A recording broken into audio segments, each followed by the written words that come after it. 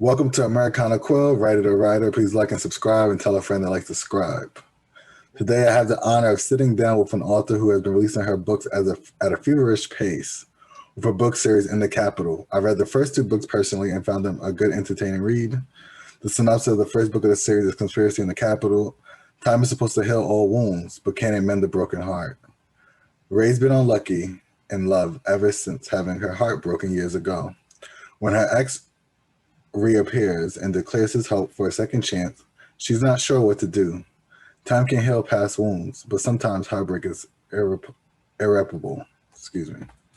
Flint knows that this is his last opportunity to win her heart again, and he's playing for keeps. But with his reemergence in her life comes danger. Mysterious messages that plagued their relationship years ago have returned. Threatening their reconciliation, Ray already has doubts about rekindling their relationship, but now the stakes have increased and her life might be in danger. Can their love truly conquer all? And now the second book is second book is, excuse me, I think the Rangers of Capital. I'm going to read the synopsis. I'm sorry. My notes are all over the place. Months after Ray and Flint thwart a stalker attempt to destroy the relationship, they are focusing on themselves. The relationship is better than ever, and Flint's political campaign is taking off. But as his campaign heats up, his schedule only gets busier. Ray can't help feeling like she's been left out in the cold. Things go from bad to worse when their past comes back to haunt them. A forgotten foe is bent on revenge and will do everything in their powers to get it, including ruin Ray and Flint's relationship for good. Revenge is a dish best served cold, but will Ray and Flint stop before it's too late? Ladies and gentlemen, I welcome B. Ivy Woods. Thank you so much for having me. Thank you for doing this. I'm sorry for having a brain fart when trying to do the title for your second book. So, my apologies. No worries. So what I like to tell people, because I recommended your book a few people that's like kind of into the romance thing, I was like, think Scandal without knowing who's B13 yet. Like think of just the romance part of Scandal. It's not overly raunchy, but it's like moments of intelligent steaminess, is the way I would put it. I like that intelligent steaminess. Sounds awesome. So no, that's definitely what I tell people, and I definitely told my wife she should give you a read. Because I actually enjoy the books, and I'm not necessarily a romance guy, but like those two books, they weren't like over the top of "All Out Thou Be Thou," like of some like type of Shakespeare. So it was cool. Yeah, just let me know, and if she wants autographed copies, I can work that out too. No, absolutely. So I guess my first question truly is, how are you doing during this pandemic? Whew, things are pretty good, if I have to be honest. I am very fortunate that for the most part my family doesn't have to leave the house. We which I guess is a blessing and a curse, because like sometimes you want to get out and like All right. talk to people and socialize, but what can you do when you're in the middle of a pandemic? But yeah, no, things are going pretty well. My husband works from home, and I am technically a stay-at-home mom that is writing on the side. So we just stay home for the most part and try to make everything work. Oh, that's beautiful. So how's that not having space to write necessarily all the time if they're always in the house? Or like, how do you find time to write? Like, what's your schedule like now? Oh, my schedule. So I started writing seriously in November 2019, and that was during NaNoWriMo. Yeah. And at that time, my daughter was taking about 2 naps a day, which meant that I had a couple of uh, a couple of hours to write or do whatever I want, get things done around the house. And when she went down for bed, that's when it would be game on writing, and that's all I did for the 30 days of November 2019. So now she's sleeping less during the day.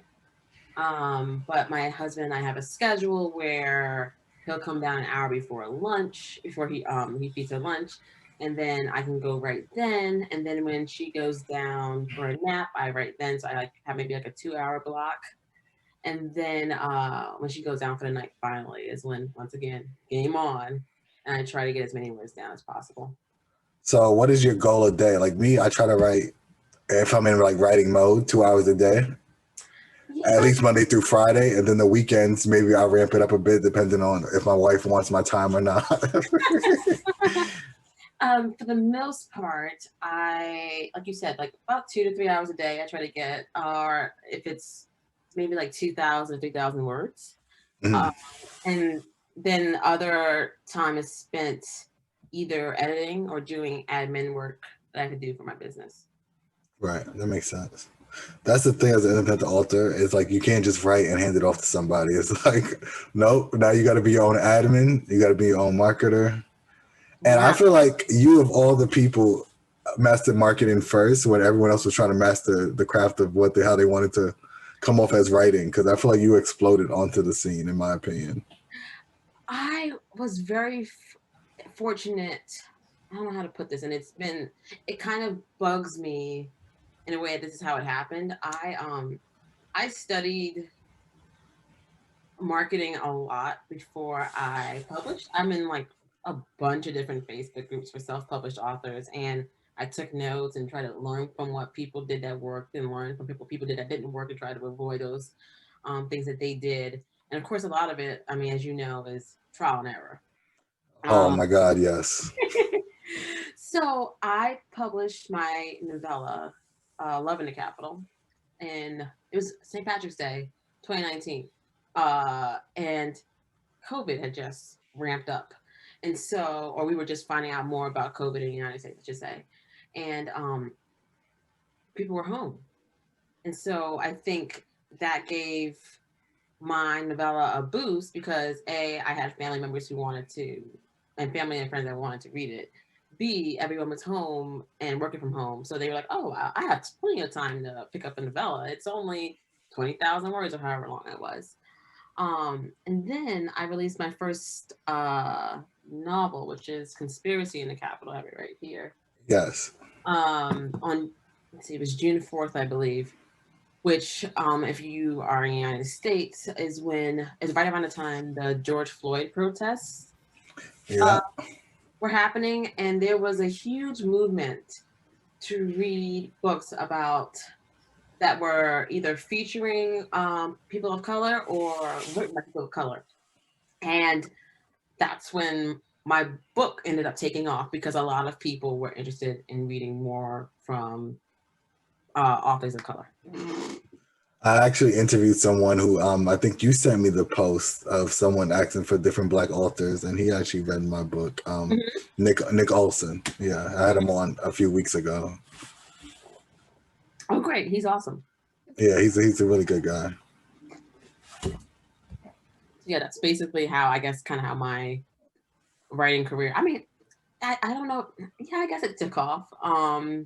Of course, things died down and I think you feel like there's more levels to go, but like that's where you got your initial spike, I yeah, guess is what you're trying to exactly. say. There's always room to grow and room to improve. Right. Because I hear you struggling with the word of saying, yeah, I made it. No, I had a good moment. I don't feel Right. like I made it. I mean, there's always I always create goals in life and with writing and stuff like that. So there's always another step I want to take. I think that helps keep the drive going as well. No, I agree. And I think what helps you is that you have the concept of a series. So if there's more books to write, then Yeah, you have it already mentally ready that, all right, I'm not done yet. I still got like 2 more books to go before I can exactly. I have two put more this to books rest. to go. Yeah, I have 2 more books to go in this series, and I'm already thinking of a spin-off.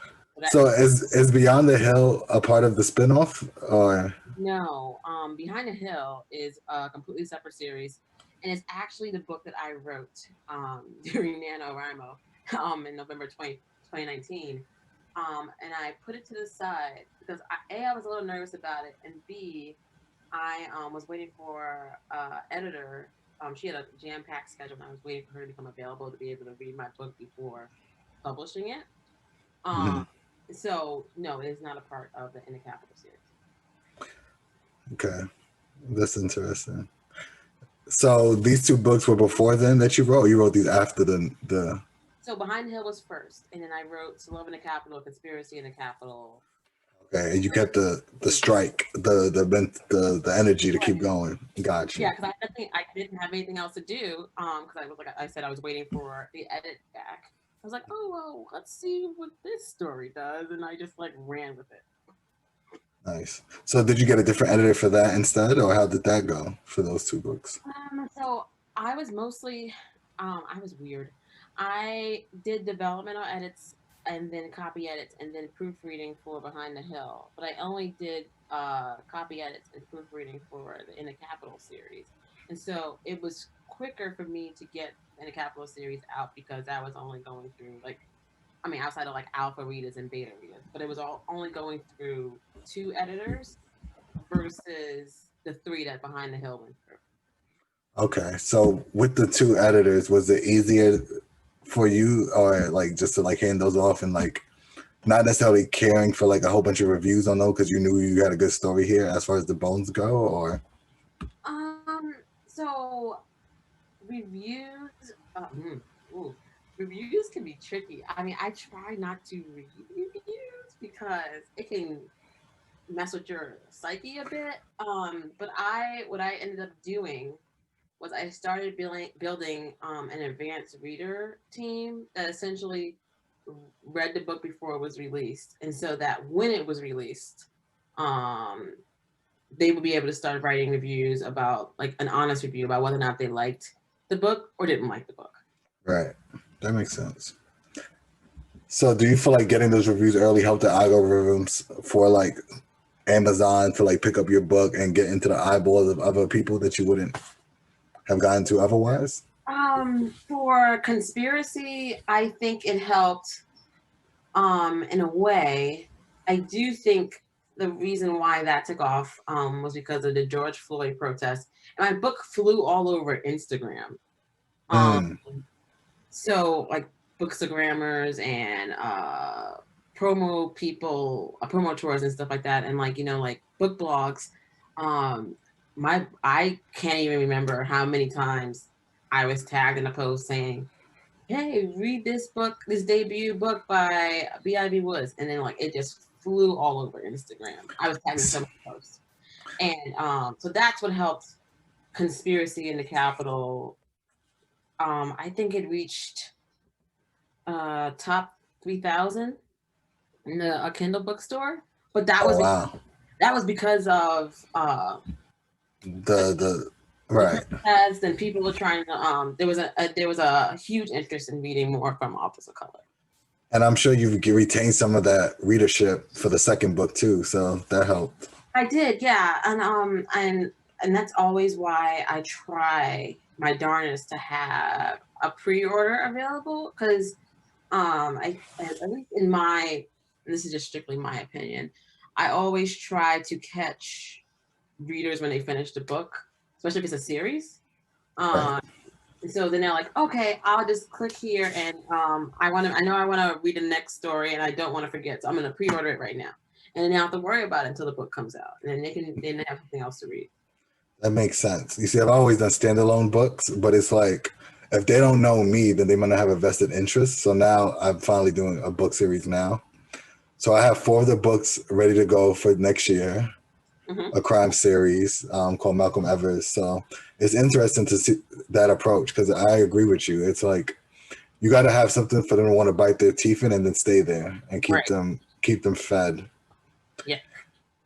So I guess also even having a bad catalog could help in that situation too, where they at least have a link if they like you to keep going back for your other book. So Right. I'm sure you're going to get a lot of people from Behind the Hill because of that though too.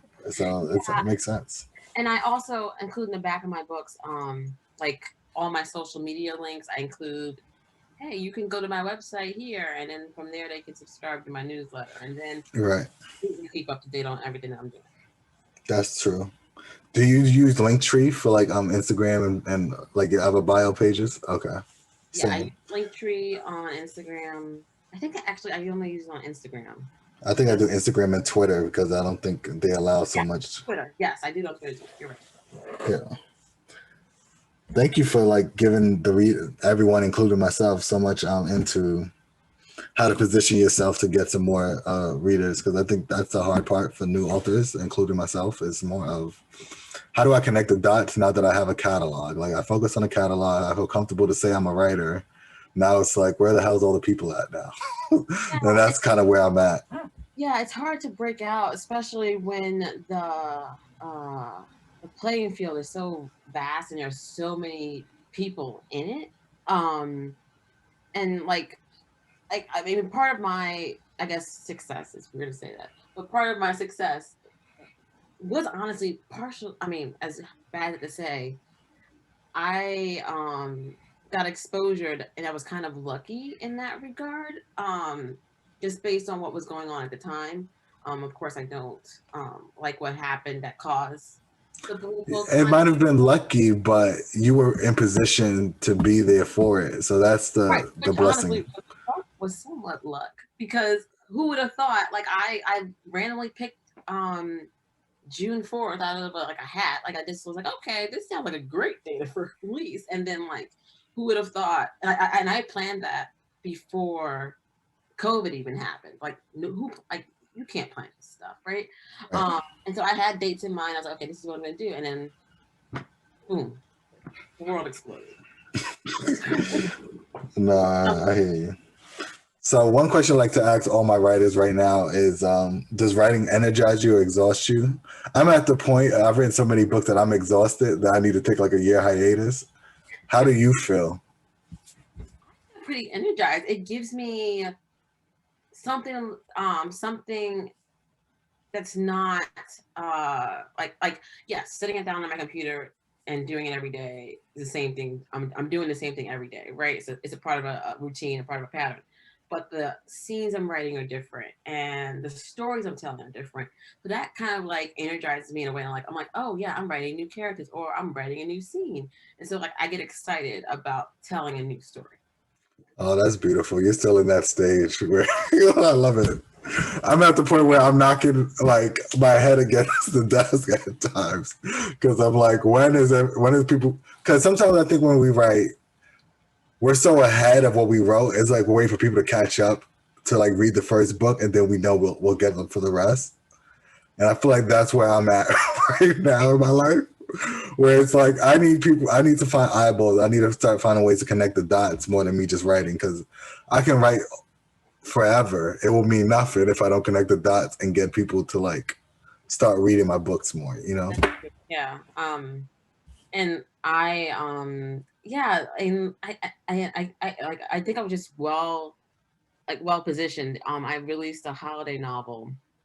Oh geez, last Friday. Is it last Friday? Keep Yes. in mind, this is coming out in February, so. Oh, sorry, December 4th. How about that? Okay. Yes.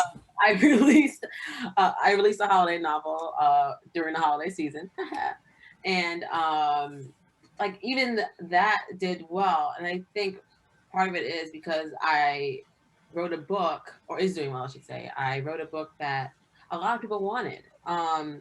They wanted something that could be somewhat cheery and romantic and stuff like that. And Right.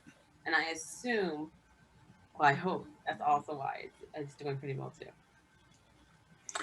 I think you got it though. I think you found your base and you're sticking to it, which is beautiful. Like I feel like sometimes I might have went too versatile because I didn't want to get pigeonholed, and I was like, I wish somebody would have pigeonholed me. I would have had an audience at least.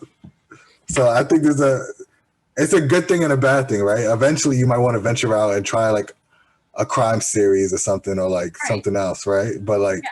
I really think you found a lane that I was like, wow, even a man is enjoying reading this book. It was really good. Like, I really enjoyed it.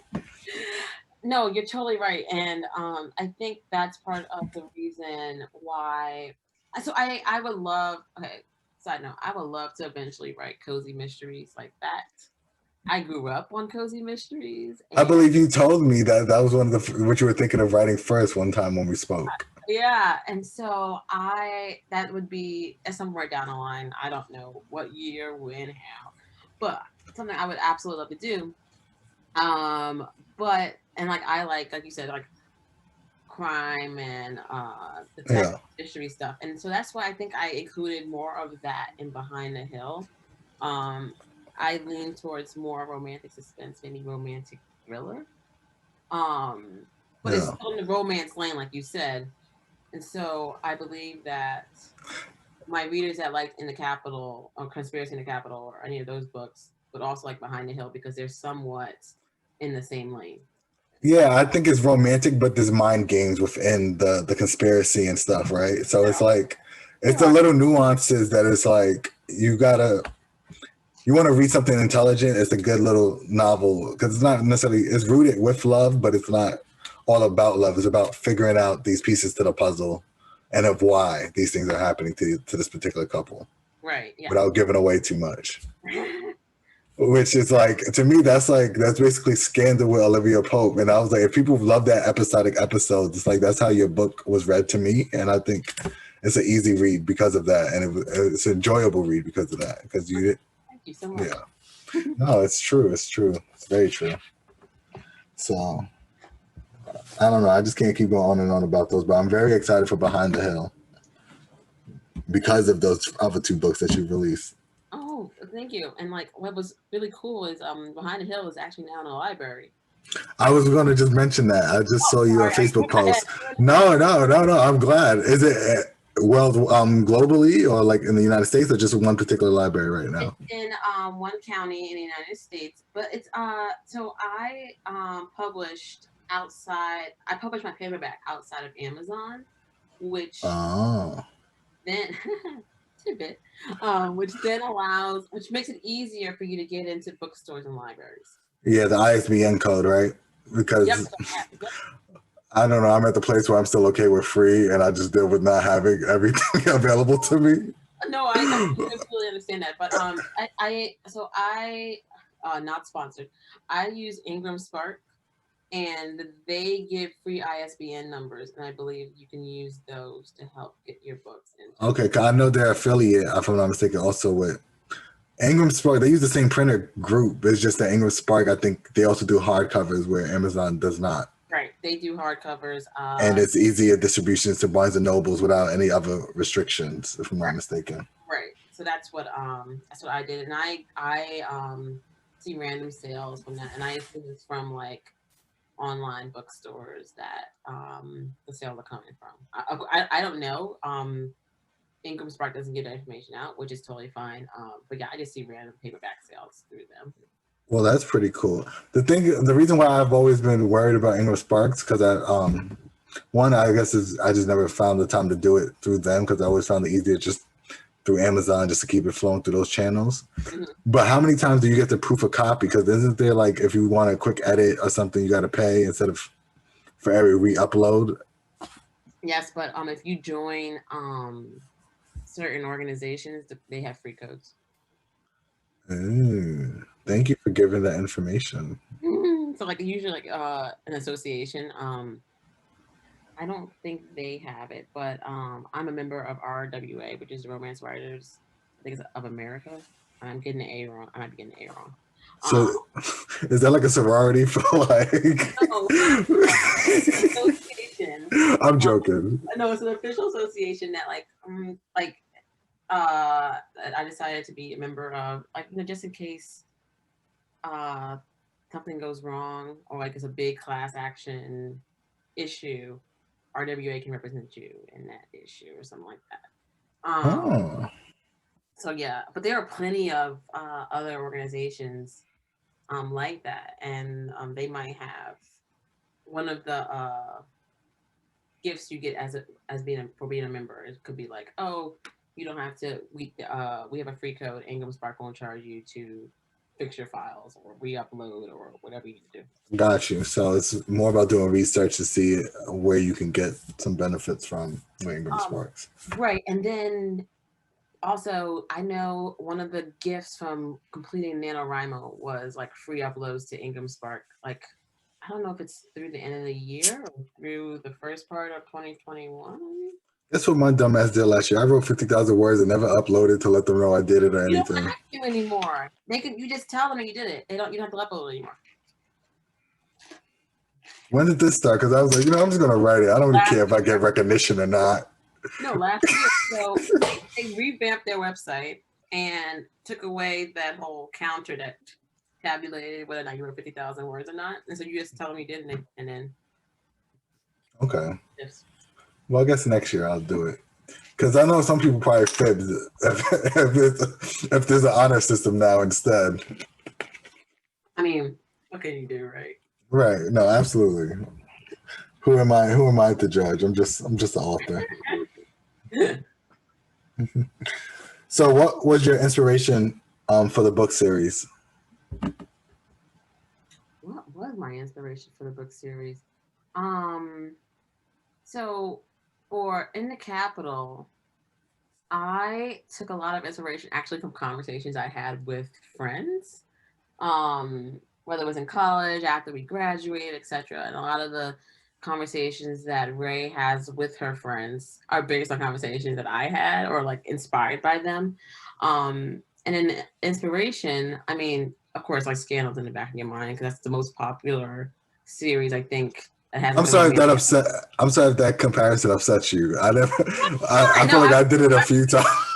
no, I'm a huge fan of the series. I know it's fine. But I also tried to not like like copy them or anything.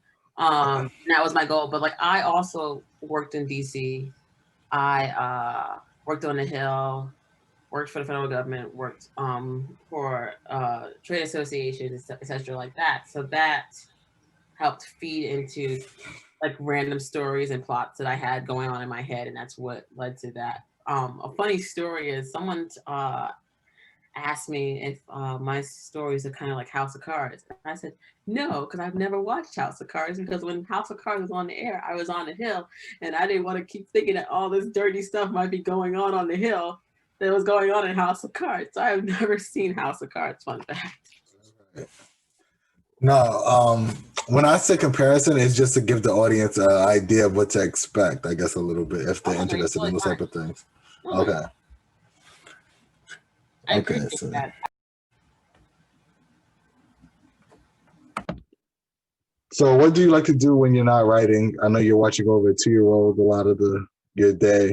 So like what do you do when you have some free time for yourself? Come up with more stories. When I have free time for myself, it probably involves picking up a book and reading for my own pleasure, not my own stuff.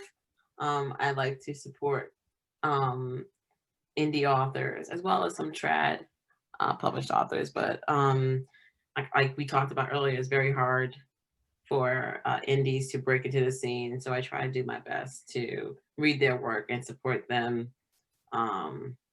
Because like I said, it's hard. It is hard. But I think when you build a community of other indie authors that are working hard, then it's easy to root for and support. Right. So no, I totally get that. I agree. And they say, reading is the best practice to writing. So like it's good that I'm trying to read next year about 40 to 50 books, I think, in a year, because I did like 18 to 20, which is cool. But if I'm not going to write any books, I should at least be able to double that now. So Yes. Yeah. I think I read 38 books. I think I checked Goodreads yesterday. I try to keep track on there because they have like a whole challenge. Oh, I didn't. You see, I got to do that. Maybe that'll keep me more inspired. I know I'm around 20, but like I might have read a few more or a few less, but I'm definitely around 20. But that's because I wrote about 4 or 5 books this year alone. And Oh wow, that's amazing. yeah, well, they're all different word lengths, so I don't want people to get too enthused. Still, writing a book is hard. No, it is. So that's why I'm trying to release 7 books. So it's like my mind is not thinking of what else I have written down. No more index cards and outlines and trying to organize. I'm giving myself a break of that and just become a fan again. Not be jaded by it all. So when did something start out badly for you, but it ended up great as far as writing or anything else in your life? Or what might have appeared like this is the worst day ever, and somehow it just got bright. So honestly, as bad as it sounds, every release day, because you're nervous. Yeah. I say this like I love publishing and I love writing, but I get so nervous sometimes that my my stomach hurts. Like legit, I can get sick from it. But usually it ends up working out really, really well. And I'm very fortunate in that regard. But yeah, that's like at least recently, I mean, outside of pandemic and everything else going on in the world, um, I get super nervous to the point like I think everyone's gonna hate my book on release day. To me, it's I don't care what the review say, as long as you bought it. Now, if I gave you a free book and you give me a whack review, then I feel some type of way. Oh But no. if you bought it, you're entitled to an honest opinion. I don't, but then I'm just like, it makes, that would make, if I let reviews get to me or read like a lot of bad reviews, that would then make me jaded. But I think sometimes these people give out reviews, but they've never tried to even. It's not even because they didn't like the book. It's just like maybe the book topic wasn't for them when they bought it, and No, therefore now they're frustrated. They spent money and didn't think it was that, even though you made it clear that this is that type of book. and I completely agree. I think, and not every book is for everyone.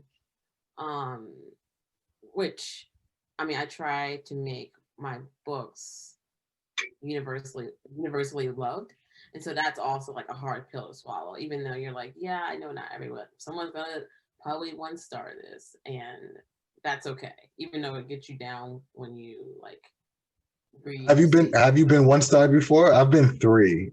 And then like Yeah. and then I asked them like, hey, what did you not like so I can improve? They said something so stupid. I was like, you have a good day. Mm-mm. And it's like they were like, I was reading from the back to the front. I'm like, that's not how a book is read. Oh no, I've been one star. Oh yeah. Oh Uh, yeah. and did they have a valid reasoning, or it was just their own feelings for the day? You think they had a bad day and they read your book? No, sometimes it's a valid reason, and I do like constructive criticism, but sometimes you don't even get a review. It's just one star, which I Oh, think those are the worst. right, because then I'm like, I don't know what happened. Like, I mean, did you hate it? Was it a slip of the finger? Because when usually, at least from what I've learned or heard, you can rate a book if you're reading it on your Kindle without leaving a review, and it goes to Amazon. So sometimes it could be a slip of a finger. People just like, well, whoops. You Right. know what I mean? Um, but yeah, like I do prefer reviews that definitely have like something written in them, because I'm like, okay, well, I can think about this and about this for the next book or the next thing I'm trying to work on.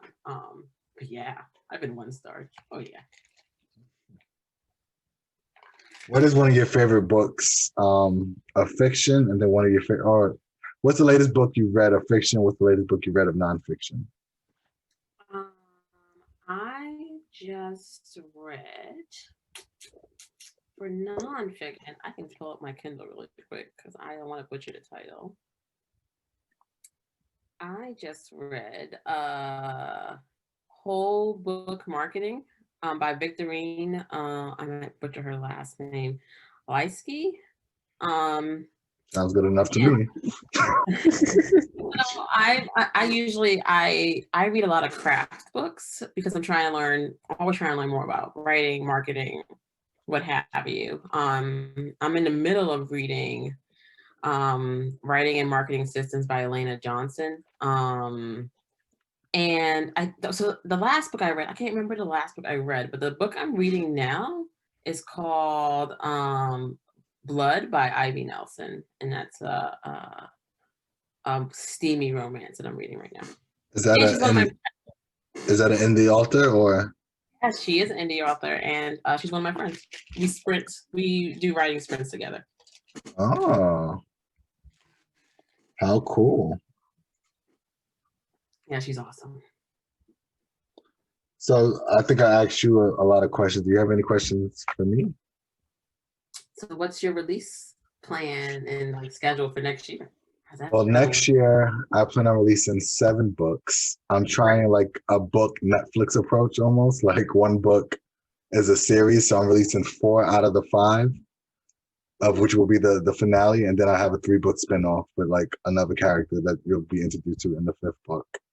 Awesome. And then the other 3 books are standalones. One is like a romantic comedy. Like I wrote a screenplay, but then you got to hire a lot of people to make a film come true. So me knowing that from short films, I was like, I can't afford to hire people for like 30 days out. So therefore, I converted it back into a book, and it's called 11 Central Park. So that's like a romantic comedy.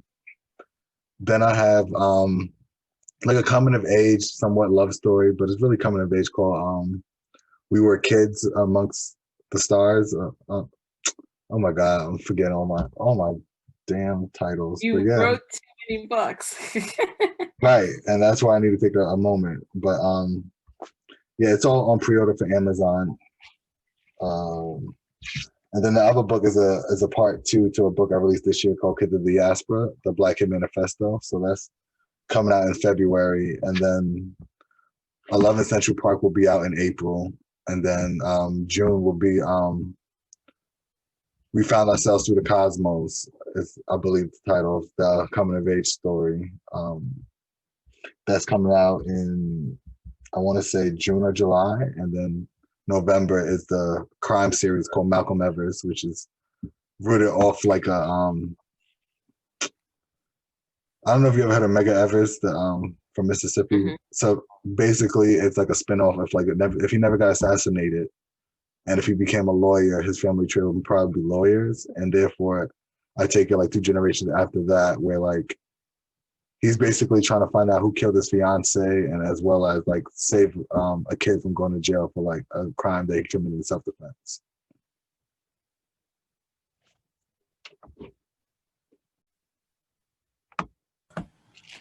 So yeah, that's pretty much my 7 books.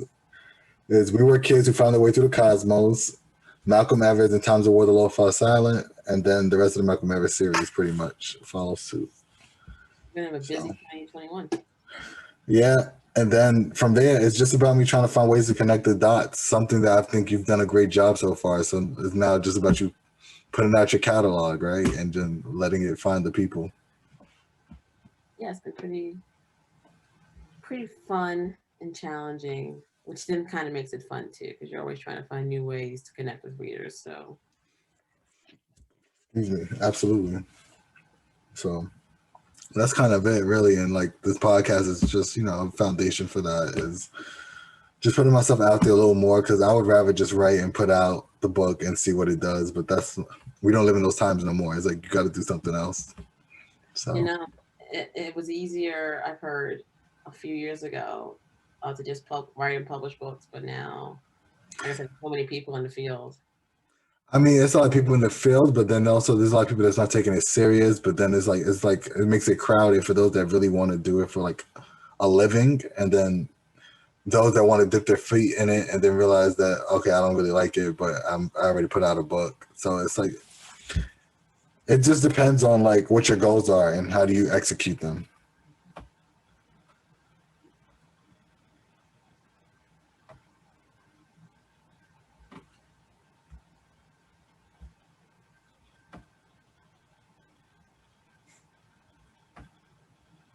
Check. Yo, Brittany, hold on. Hold on, let me stop. So thank you, B. Ivy, for your great advice to the readers and listeners, writers, readers, listeners, everything. So usually I do a quote of the week and then a lyric of the week. So quote of the week is strive for progress, not perfection. I think as a writer, it's all about just progressing. Like there's never going to be a perfect page. So therefore just write for progress and not perfection. It's, I think, a beautiful quote to end this with. And then lyrics of the week, when I think of you, I think of Katy Perry Roar, and just, you being such a independent and strong individual. So the lyrics of the week from Katy Perry Roar, I see your determination and focus. And through these lyrics really spoke to me when I was thinking of you. So here it goes. I used to bite my tongue and hold my breath, scared to rock the boat and make a mess. So I sat quietly, agreed politely. I guess that I forgot I had a choice.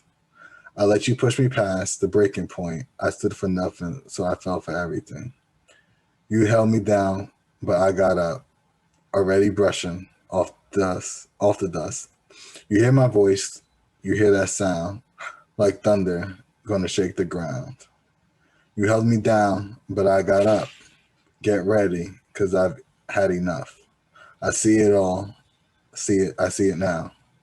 I got the eye of the tiger, a fighter, dancing through the fire, cause I am a champion, and you're gonna hear me roar, louder, louder than a lion. Cause I am a champion, and you're gonna hear me roar. I want to thank everyone for listening and just being a part of this journey of me learning how to be a host as a author for Americana Quill. B. Ivy, thank you again so much for your contributions of just coming here and talking to me. I really appreciate it. Awesome. Thank you so much for having me. Okay. This is Americana Quill. Writer, please like